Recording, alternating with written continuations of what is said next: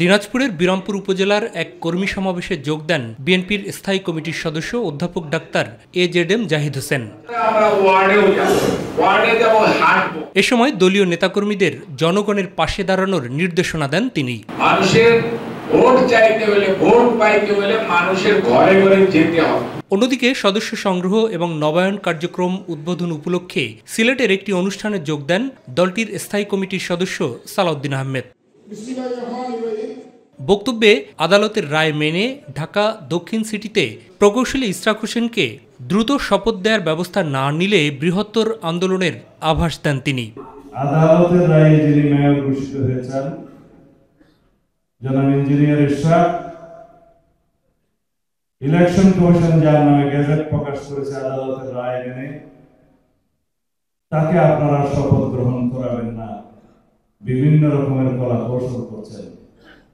তাইলে কি আইনের শাসন হলো?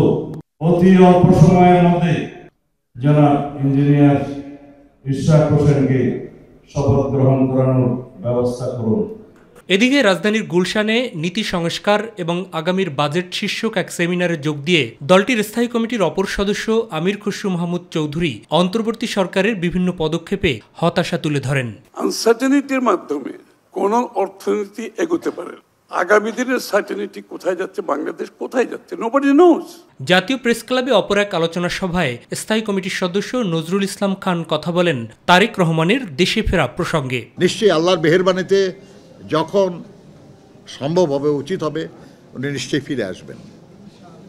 বাংলাদেশে কোনো শক্তি কোনো ষড়যন্ত্র করে তাকে ঠেকাতে পারবে আমি বিশ্বাস করি না। মাহবুব সৈকত, মাই টিভি, ঢাকা।